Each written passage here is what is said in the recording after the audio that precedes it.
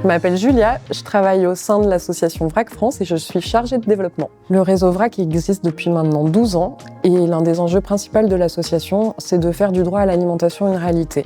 Les tiers-lieux alimentaires, c'est de nouvelles manières de développer sur les territoires cette question du droit à l'alimentation. L'idée, c'est pas de remplacer les groupements d'achat, c'est plutôt de fonctionner avec les forces en puissance sur les territoires, les partenaires, les acteurs locaux, les dynamiques, les habitantes et les habitants.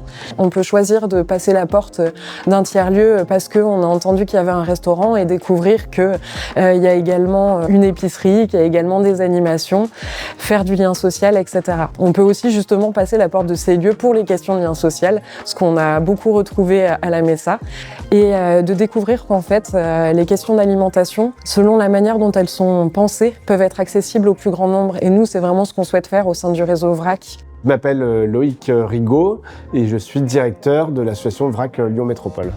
Donc la MESA a été créée il y a 3 ans maintenant au cœur du quartier Paul Santy à Lyon 8e, donc un quartier populaire du 8e arrondissement de Lyon. Donc le projet de la MESA a été construit pendant une année complète avec les habitants du quartier, une 50aine de personnes mobilisées avec les associations partenaires, le centre social, mais aussi des associations de quartier.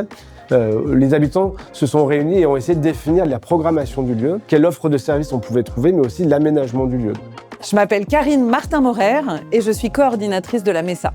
Alors à la MESA, on a quand même plus de 130 références, à la fois des produits frais, donc des fruits et légumes, du fromage, du beurre, tout ce qui est crèmerie, et puis des produits secs, tels des pois chiches, des amandes, et c'est des produits qu'on vend tous en vrac. Et donc en approvisionnement, c'est uniquement des produits issus de circuits courts, c'est-à-dire en direct producteur ou avec un seul interlocuteur. C'est vraiment un fonctionnement très participatif, avec la présence de plein de bénévoles qui viennent nous aider. Donc les adhérents viennent et eux-mêmes se servent, pèsent leurs produits, participent vraiment à la vie du lieu. Vous pouvez trouver aussi à la MESA une offre de restauration accessible à tous, mais également des animations autour des questions d'alimentation. Les mardis anti-gaspi, où on accueille des habitants chaque semaine pour cuisiner ensemble et puis partager un repas. Mais aussi le projet Cuisine de quartier, où les habitants viennent cuisiner pour ramener chez eux des plats pour la semaine. Et enfin, des animations autour de la santé et de l'alimentation qui sont effectuées par les professionnels du quartier et par les habitants. Je suis une habituée de la MESA et c'est tout très très bon.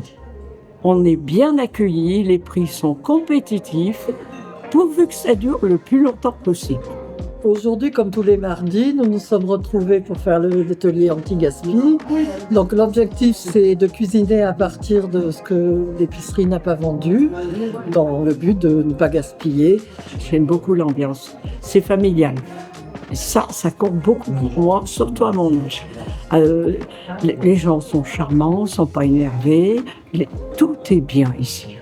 Et je trouve que c'est un lieu génial pour ça, parce qu'on vient de milieux différents et on a des histoires différentes, mais ça permet de se retrouver, en sachant que la nourriture, c'est quand même l'élément le plus fédérateur pour des gens comme nous, quoi.